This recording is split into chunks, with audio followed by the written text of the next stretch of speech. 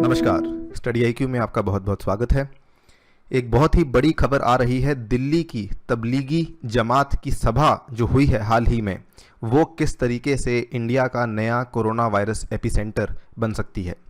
Right. सो आइए जानते हैं किस तरीके से इसने बहुत सारे राज्यों को, बहुत सारे लोगों को, जो तबलीगी जमात की सभा हुई, किस तरीके से इसने बहुत सारे लोगों को खतरे में डाल दिया है। इस सभा में लगभग 3,400 लोग जो हैं उन्होंने भाग लिया था। और ये जो सभा है ये मार्च 13 को स्टार्ट हुई और 15 को समाप्त हुई। लेकिन उसके बाद भी लोगों ने ये जो इकट्ठ था इसको पूरी तरह से ख़त्म नहीं किया। सो हम जानेंगे तबलीगी जमात क्या है और किस तरीके से यहाँ से लोग कोरोना वायरस से इम्पैक्ट हो रहे हैं। राइट। मेरा नाम है अनिरुद्ध। यदि आप इस पर्टिकुलर लेक्चर की PDF को डाउनलोड करना चाहते हैं, please subscribe to Telegram channel Anirudh 15A। वहाँ पर आपको इसकी PDF उपलब्ध हो जाएगी। Right.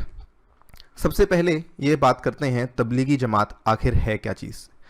The term Tablighi Jamaat means the society for spreading faith, यानी कि ये एक ऐसा समाज है जो कि विश्वास फैलाने का काम करता है। सो ये इसका लिटरल मीनिंग है।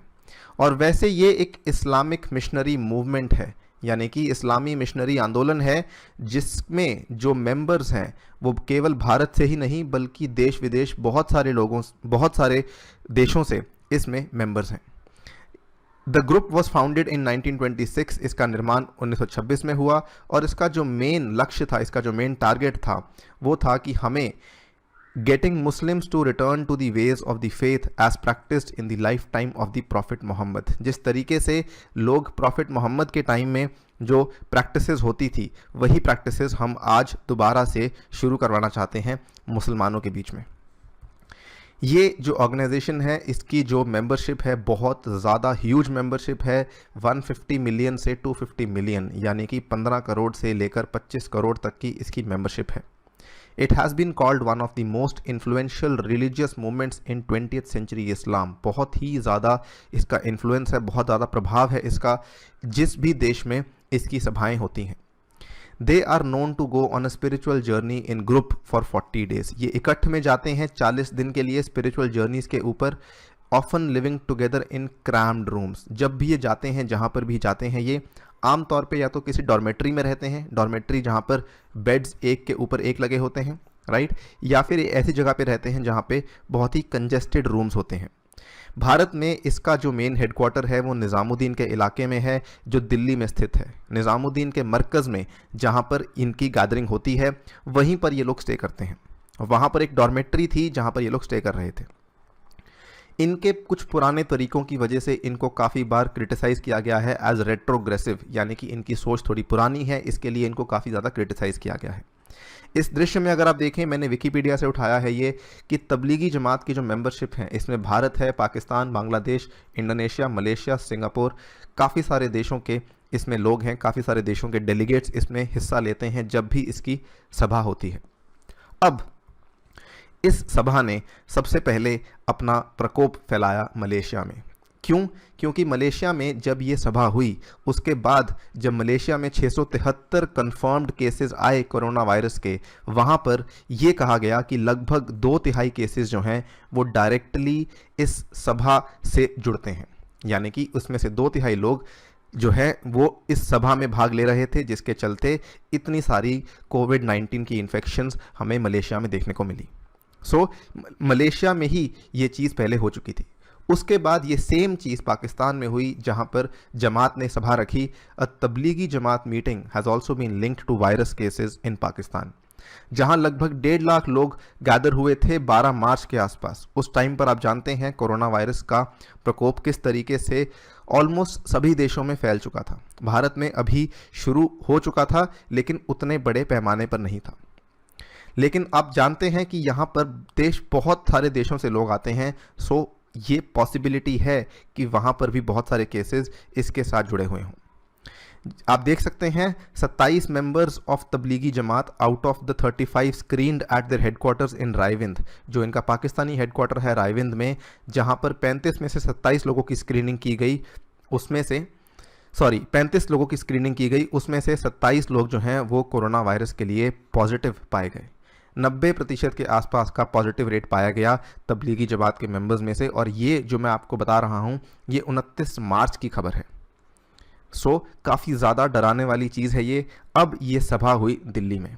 यहाँ पर सबसे पहले मैं आपको इसकी थोड़ी टाइमलाइन समझाता हूँ और किस तरीके से इन्होंने कानून के निर्देशों का पालन नहीं किया, किस तरीके से इन्होंने दिल्ली के राज्य सरकार की निर्देशों का और साथ ही में केंद्र सरकार की निर्देशों का पालन नहीं किया।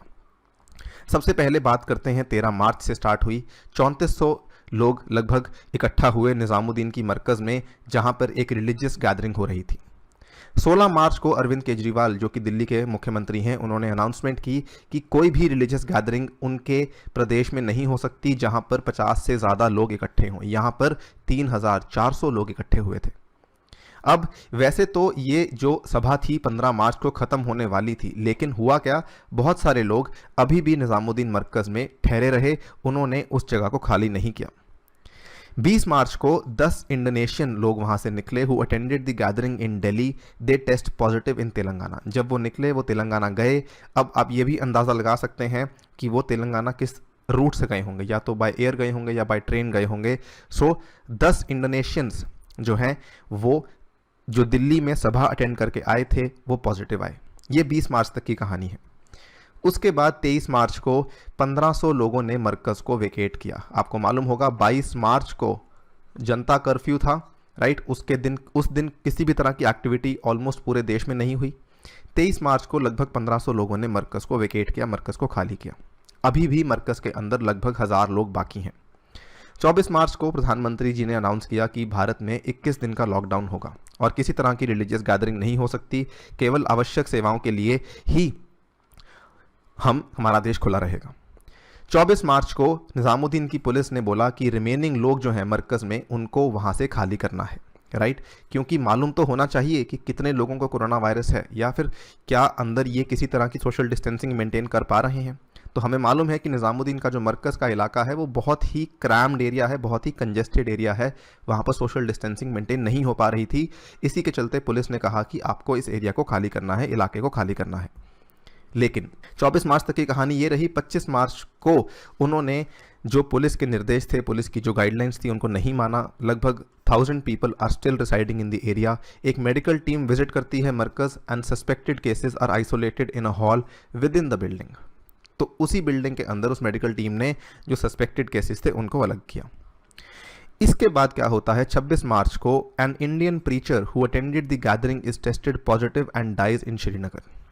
ये इंसान, एक इंडियन प्रीचर जो इस सभा में आया था, वो वापस चला गया श्रीनगर और वहाँ पे जाकर उसकी मौत हो गई बिकॉज ऑफ कोरोना वायरस, और ये वापस गया था ट्रेन से। 27 मार्च को 6 corona virus suspects are taken away from the Markaz for medical checkup and are later put in a quarantine facility in Jhajjar Haryana. अगले ही दिन 6 कोरोना वायरस सस्पेक्ट्स को लिया गया और उनको झज्जर में क्वारंटीन किया गया। अभी भी आप देखिए लगभग 1000 लोग अभी भी उसके अंदर हैं। कुछ लोग निकल चुके हैं लेकिन मेजरली लोग अभी भी उसी मरकज़ के अंदर थे। और ये 27 मार्च की बात आपको बता रहा हूँ। आज 31 मार्च है, 4 दिन पुरानी बात। 1000 लोग एक बिल्डिंग के अंदर इकट्ठे हुए हैं। 28 मार्च को लाजपत नगर के एसीपी ने उनको नोटिस भेज दिया, लीगल नोटिस, कि आपको मरकज़ को इवैक्यूएट करना ही होगा।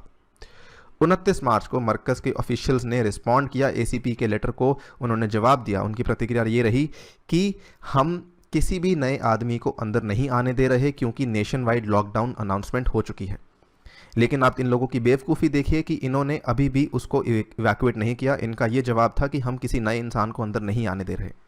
और 29 मार्च की रात यानी कि रविवार की रात को police and health authorities started taking out people from the Markaz and send them to hospitals and quarantine facilities. यहाँ पर सभी के सभी 1000 लोगों को निकाला गया।